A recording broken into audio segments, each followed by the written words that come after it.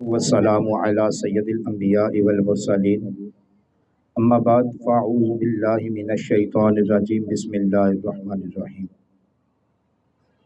لقد من اللہ علی المؤمنین اذ بعث فیہم رسولا صدق اللہ العظیم وصدق رسولہ النبی الکریم۔ سب سے پہلے تو جاوید صاحب کو مبارک ہو کہ اللہ نے انہیں توفیق عطا کی، توفیق بخشی، انہوں نے ہم سب کے مل بیٹھنے کا سبب اس میلاد کو بنایا۔ ایک بات ہمیشہ یاد رکھیے گا، یہاں پر وہی آتا ہے جن کا نام مدینے میں لکھ دیا گیا ہے۔ میں نہیں کہہ رہا، شاعر نے کہا محبوب کی محفل کو محبوب سجاتے ہیں، محبوب کی محفل کو محبوب سجاتے ہیں۔ جاوید صاحب نے اور بھی کئی لوگوں کو دعوت دی ہوگی، لیکن کسی کو شادی پہ جانا ہوگا، سیٹرڈے نائٹ ہے، کسی کا کوئی فلاں ایونٹ ہوگا، کہیں جانا ہوگا، کوئی ضروری کام ہوگا، کسی کو دوائی لینے جانا ہوگا، کسی کو ڈاکٹر پہ جانا ہوگا، تو محبوب کی محفل کو محبوب ہی سجاتے ہیں، آتے ہیں وہی جنہیں سرکار بلاتے ہیں۔ یہاں کوئی اپنی مرضی سے نہیں آ سکتا، یہ بات یاد رکھیے گا۔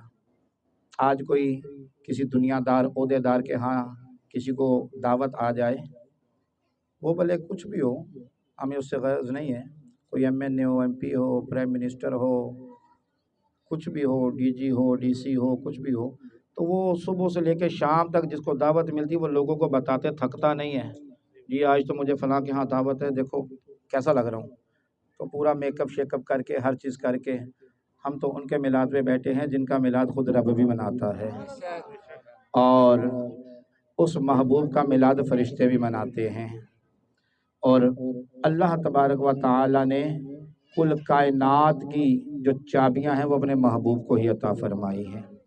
اور روز محشر بھی ایک بات یاد رکھیے گا، روز محشر بھی جو ہے جب پوری مخلوق حضرت آدم، حضرت ابراہیم، حضرت نوح، حضرت عیسیٰ، حضرت موسیٰ، ان تمام کے پاس جائیں گے کہ آج کچھ بخشش کا راستہ نکالیے، بچت کروائیے، تو تمام انبیاء یہی کہیں گے اذهبوا الی غیری، کیا کہیں گے؟ اذهبوا الی غیری، آج کسی اور کے پاس جاؤ، آج ہم بھی کچھ نہیں کر سکتے۔ تو جو آج نہیں مانتے وہ کل تو مانیں گے نا۔ لیکن تمام مخلوق جب امام الانبیاء کی بارگاہ میں حاضر ہوگی تو حضور یہ نہیں فرمائیں گے اذهبوا الی غیری، بلکہ حضور فرمائیں گے انا لہا انا لہا، آؤ آج میں ہی تمہاری مغفرت کا سبب بنوں گا۔ پیش حق مزدہ شفاعت کا سناتے جائیں گے، پیش حق مزدہ شفاعت کا سناتے جائیں گے، آپ روتے جائیں گے، ہمیں ہنساتے جائیں گے۔ اور اعلیٰ حضرت نے تو قلم ہی کھینچ دیا، فرمایا پل سے اتارو راہ گزر کو خبر نہ ہو، جبریل پر بچھائیں پر کو خبر نہ ہو، اور گھما دے ان کی ولا میں خدا ہمیں ایسا، ہم خود کو ڈھونڈیں پر اپنی خبر کو خبر نہ ہو۔ تو کل بروز قیامت شفاعت بھی حضور کی ملے گی۔ پھر علماء نے مزید احادیث کی کتب میں لکھا ہے کہ حضور اپنی دستار مبارک اتار دیں گے، سجدے میں چلے جائیں گے، پھر اللہ رب کریم فرمائے گا محبوب آپ اپنے سر کو اٹھا لیجئے، آپ جو کہیں گے وہی ہوگا۔ ہم تو ہر اذان کے بعد دعا مانگتے ہیں، اللہم رب هذه الدعوة التامة والصلاة القائمة آت محمدا الوسیلة والفضیلة والدرجة الرفیعة وابعثه مقام محمود، تو وہی مقام محمود ہے، یہ اسی مقام محمود کی بات ہے۔ حضور اپنی دستار اتار دیں گے، اللہ رب کریم عرش اعظم سے ارشاد فرمائے گا محبوب آپ سجدے سے سر اٹھا لیجئے، ہم نے آپ کو مشقت کے لیے نہیں بنایا، آج آپ ہی شفاعت کا چشم ہیں، جس کو آپ چاہیں گے وہی جنت میں جائے گا۔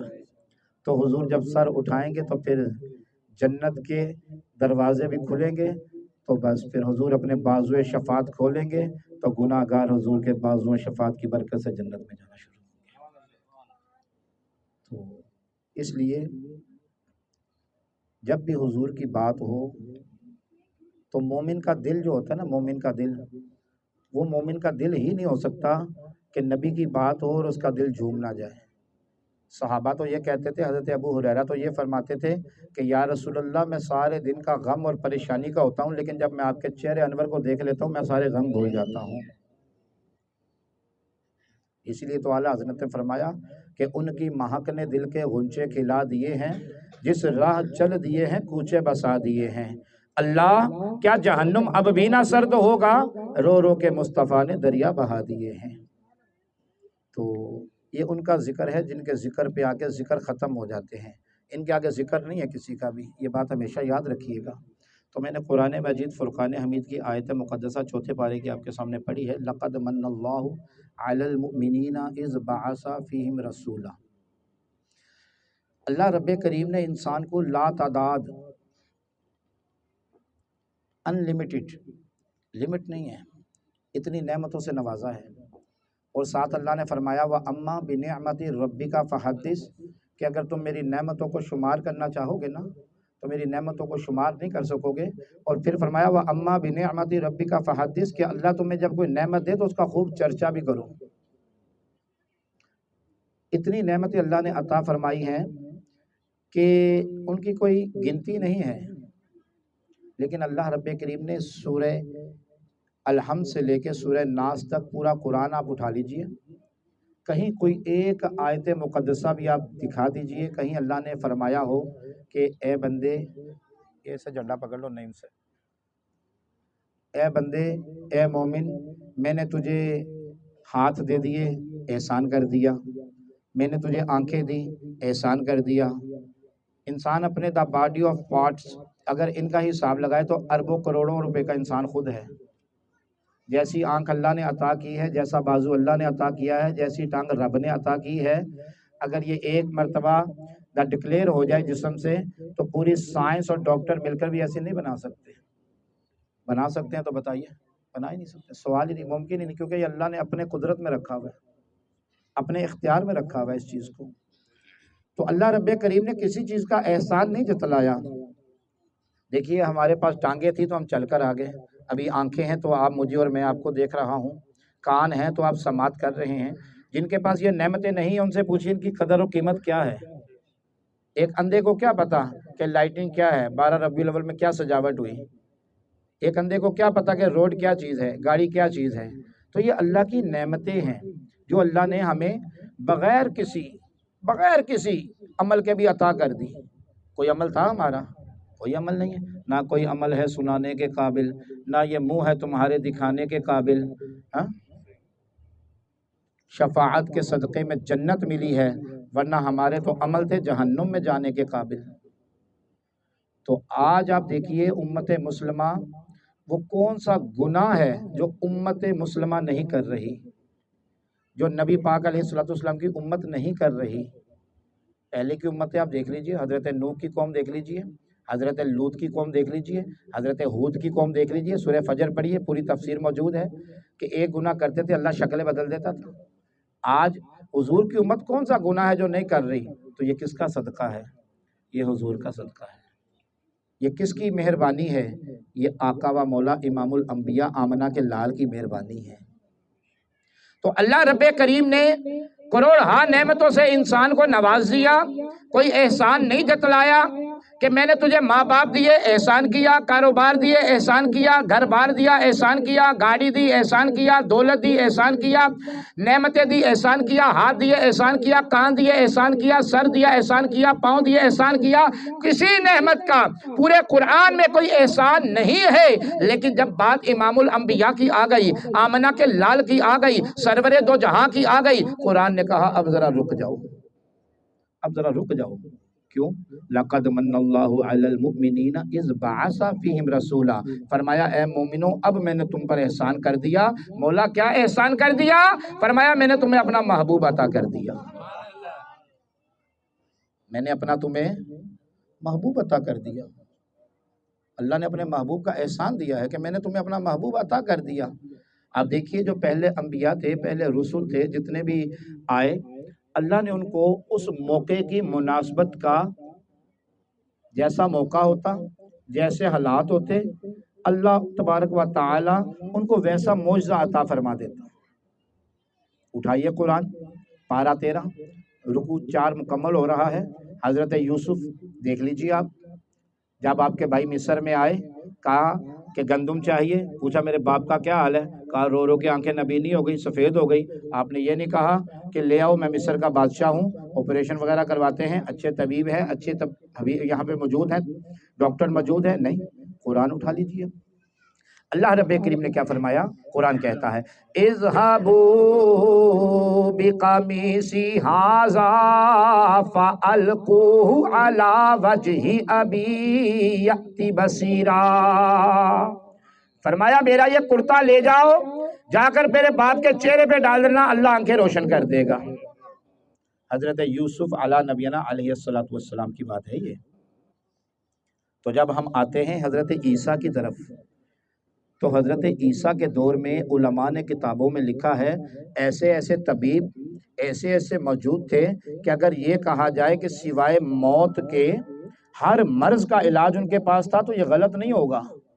ایسے ایسے طبیب موجود تھے اس وقت میں، حکیم موجود تھے اس وقت میں۔ تو اللہ تبارک و تعالیٰ نے حضرت عیسیٰ کو کیا معجزہ عطا فرمایا؟ اٹھائیے قرآن پڑھیے، آپ کیا کہتے ہیں؟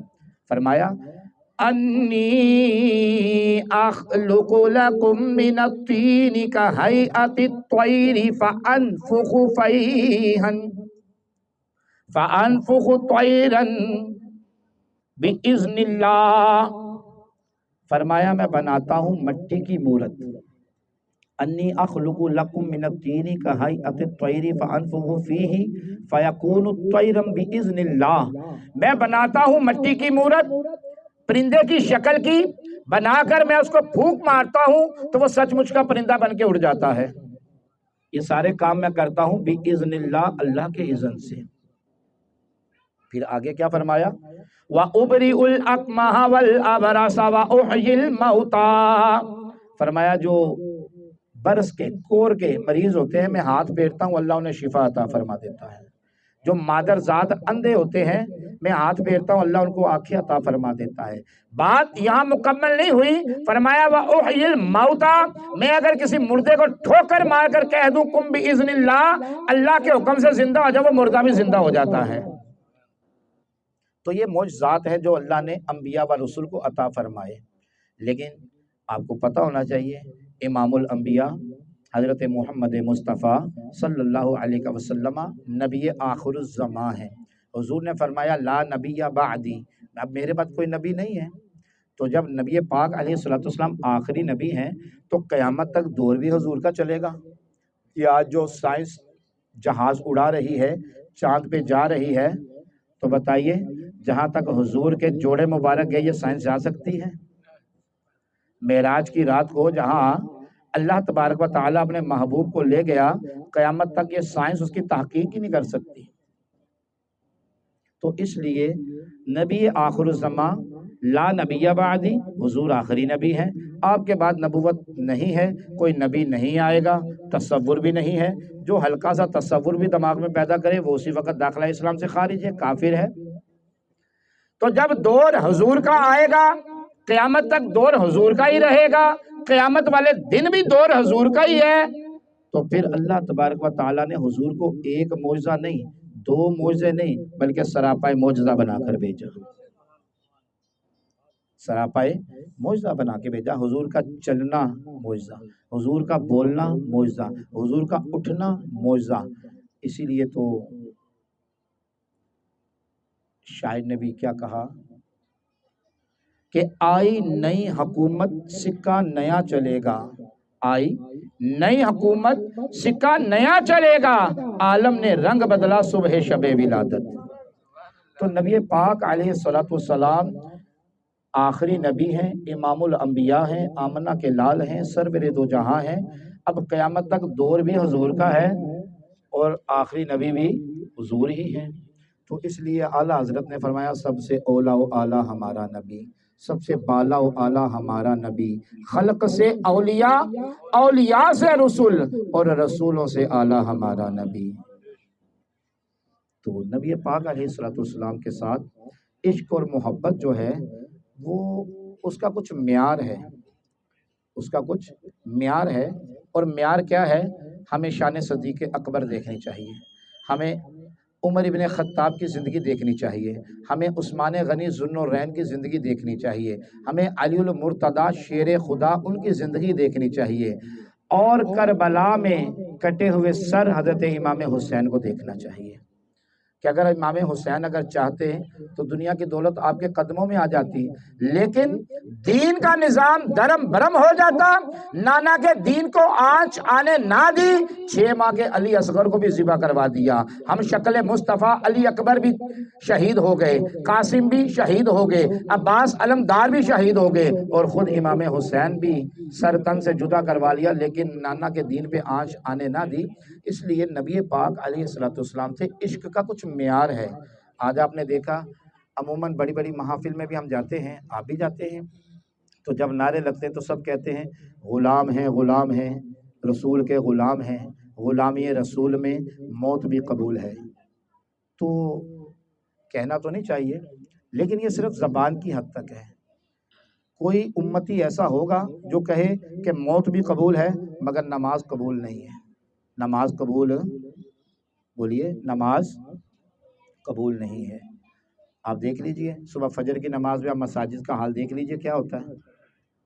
حالانکہ حضور سیدی عالم صلی اللہ علیہ وسلم نے فرمایا نماز میری آنکھوں کی ٹھنڈک ہے، جو نماز پڑھتا ہے اس کے رزق میں برکت ہوتی ہے، چہرے پہ نور آتا ہے، عمر میں اضافہ کر دیا جاتا ہے، اور نبی پاک علیہ السلام قبر میں اس کی شفاعت فرمائیں گے، اور نمازی کے لیے سب سے بڑا انعام ہے کہ کل روز محشر اللہ اس کو اپنا دیدار بھی کروائے گا۔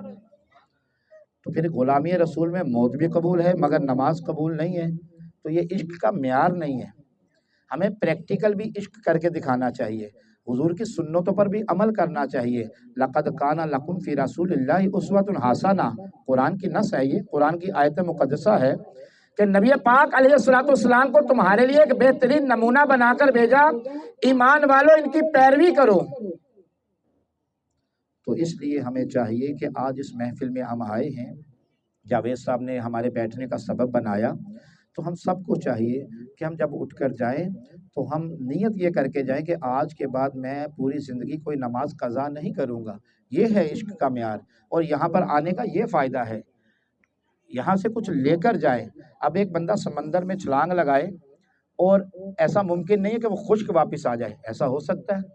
اب ایک بندہ حضور کے میلاد میں آئے اور خالی ہاتھ چلا جائے، ایسا نہیں ہو سکتا، کیونکہ یہاں تو وہ دربار ہے کہ جہاں منگتوں کی جولیاں بھرتی ہیں، خالی کاسے بھرتے ہیں، مرادیں ملتی ہیں۔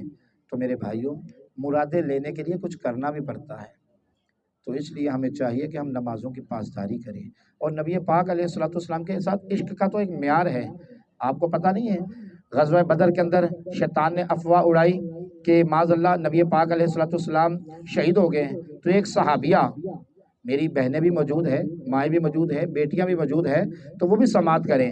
ایک صحابیہ جب اس نے یہ سنا تو وہ میدان جنگ کی طرف بھاگی، راستے میں کوئی ملا، کہنے لگا تیرا باپ شہید ہو گیا، کہنے لگی اس کو چھوڑو مجھے حضور کی بتاؤ۔ پھر کوئی ملا، اس نے کہا تیرا بیٹا بھی شہید ہو گیا، اس نے بولا اس کو چھوڑو مجھے حضور کا بتاؤ۔ پھر کوئی ملا، اس نے کہا تیرا بھائی بھی شہید ہو گیا، تو اس نے بولا اس کو بھی چھوڑو مجھے امام الانبیاء کی بتاؤ۔ تو کسی نے کہا حضور الحمدللہ خیر و عافیت سے اور اپنے مقام پہ موجود ہیں۔ اور جب وہ حضور کی بارگاہ میں حاضر ہوئی اور آنکھوں سے نبی پاک علیہ السلام کے چہرے انور کو دیکھا، تو اس نے کہا کہ باپ بھی، بیٹا بھی، برادر بھی فدا، آپ کے ہوتے ہوئے کیا چیز ہے یا رسول اللہ۔ مجھے بتائیے ایک بات، اصل میں بیان تو بہت ہیں، باتیں تو بہت ہیں، لیکن آپ ایک بات اپنے دل و جان سے بتائیے، بات بھی آپ کیجئے اور فیصلہ بھی آپ ہی کیجئے۔ اگر کل روز محشر نبی پاک علیہ السلام نے ہمیں سامنے کھڑا کر کے پوچھ لیا کہ بتا بھائی تو نے دین کے لیے کیا کیا، تو بتائیے ہمارے پاس کیا جواب ہے۔ اگر ہم نے حج کیا تو اپنے لیے کیا، نمازیں پڑھ رہے ہیں تو اپنے لیے پڑھ رہے ہیں، زکوٰۃ کر رہے ہیں تو اپنے لیے دے رہے ہیں، کوئی بھی نیک عمل کر رہے ہیں تو اپنی ذات کے لیے کر رہے ہیں۔ بتائیے اگر کل روز محشر نبی پاک علیہ السلام نے فرما دیا کہ میرے چچا کا تو کلیجہ بھی نکال کے کھا لیا اس دین کی خاطر، تو نے دین کے لیے کیا کیا؟ ہم یہ کہیں گے ہم بچے پالتے رہے، ہم کاروبار بناتے رہے۔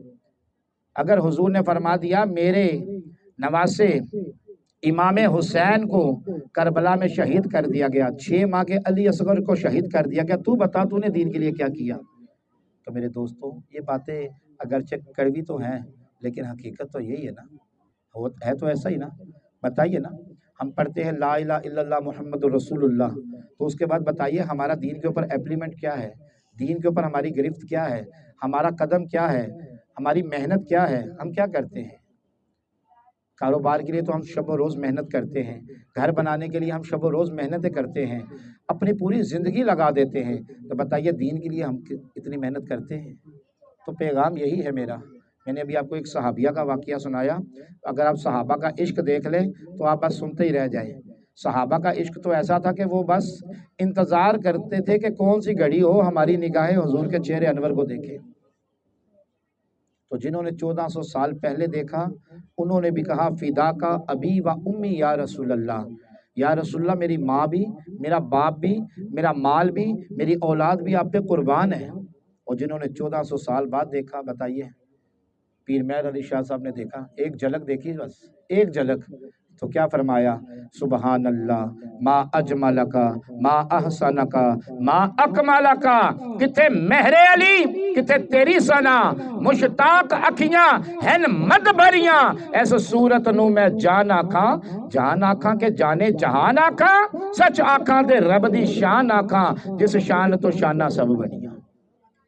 جنہوں نے 1400 سال پہلے دیکھا انہوں نے بھی کہا یا رسول اللہ، حضرت جابر 14ویں رات کا چاند دیکھ رہے ہیں، حضور کو دیکھ رہے ہیں اور فیصلہ نہیں کر پا رہے کہ خوبصورت کون ہے، 14ویں رات کا چاند خوبصورت ہے یا حضور کا چہرہ انور خوبصورت ہے، لیکن آخر فیصلہ یہ ہوا کہ چاند تو میرے آقا کے جو پاؤں کے نیچے دھول لگی ہے اس کے برابر بھی نہیں ہے۔ حضور نے تو، حضور کا جو چہرہ انور ہے وہ تو والضحیٰ ہے۔ قرآن نے کیا کہا؟ کہیں قرآن یاسین کہتا ہے، کہیں والضحیٰ کہتا ہے، کہیں یا ایھا المزمل کہتا ہے، کہیں یا ایھا المدثر کہتا ہے، کہیں طٰہٰ کہتا ہے، کہیں یاسین کہتا ہے۔ تو حضرت جابر یہ کہنے پہ مجبور ہو گئے کہ چاند تو چاند میرے آقا کا کوئی مقابل نہیں ہے۔ تو جنہوں نے 1400 سال پہلے دیکھا ان کا ایمان تو یہ ہے، اور جنہوں نے 1400 سال بعد دیکھا وہ شیخ سعدی تھے۔ کیا لکھا؟ بالا غلو علا بکمالہ ہی کاشفت جاب جمالہ ہی حسنت جمیع خصالہ ہی صلو علیہ وآلہ۔ تو اس لیے ہمیں چاہیے کہ ہم نبی پاک علیہ الصلوۃ والسلام سے عشق اور محبت کرتے ہیں تو اس کا ایک معیار رکھیں۔ انسان دنیا میں بھی اگر کسی سے محبت کرتا ہے تو اس کی ناراضگی کا خیال رکھتا ہے کہ یار یہ میری کسی بات سے ناراض نہ ہو جائے، ڈر ڈر کے بولتا ہے۔ ایسا ہے نہیں ہے؟ بتائیے صحیح، ایسا ہے یا نہیں ہے؟ آپ کسی سے بہت زیادہ پیار کرتے ہیں، بہت زیادہ کسی کو چاہتے ہیں، ٹوٹ کے چاہتے ہیں، اتنا چاہتے ہیں کہ آپ اس کے لیے کھانا پینا ہر چیز ترک کر دیتے ہیں، تو بتائیے آپ اس کی خوشی کا اور ناراضگی کا خیال رکھتے ہیں نہیں رکھتے ہیں؟ کہ یار میرے منہ سے ایسا کوئی لفظ نہ نکل جائے یا ناراض ہو جائے تو میرے 2-4 گھنٹے اس کو منانے پہ لگ جائیں گے۔ ایسا ہوتا نہیں ہوتا؟ لیکن جب اللہ اور اللہ کے رسول کی بات آ جائے تو ہم ایسے منہ کھول کے بولتے ہیں؟ ایسا نہیں ہے۔ بڑے نازک مراحل ہیں، بڑی نازک بارگاہ ہے یہ۔ اس بارگاہ میں تو جبریل بھی بڑے ادب سے آتے ہیں۔ قرآن کی آخری ایک آیت پڑھ کر آپ کے سامنے اجازت چاہوں گا۔ اللہ رب کریم نے قرآن میں فرمایا یا ایھا النبی انا ارسلناک شاہدا و مبشرا و نذیرا وداعیا الی اللہ باذنہ و سراجا منیرا۔ فرمایا اے غیب کی خبریں بتانے والے نبی، ہم نے آپ کو شاہد بنایا، ہم نے آپ کو مبشر بنایا، ہم نے آپ کو نذیر بنایا، ہم نے آپ کو داعیا الی اللہ، اللہ کی طرف سے دعوت دینے والا بنایا۔ یہ ساری شانیں، یہ سارے مقام، یہ ساری بلندیاں ایک طرف ہے، محبوب باذنہ و سراجا منیرا، ہم نے آپ کو روشن اور چمکدار چہرے والا بنا کر بھیجا ہے۔ صحابہ کہتے ہیں کہ اگر حضور کوئی چیز نہ بھی لے کے آتے نا اپنے نبی ہونے کے لیے تو حضور کا چہرہ جو ہے وہ سب سے بڑی شہادت تھا کہ حضور آخری نبی ہے، اور حضور کا چہرہ انور جو ہے وہ ہدایت بن کر آیا، جس نے دیکھا اس نے پڑھا لا الہ الا اللہ محمد رسول اللہ۔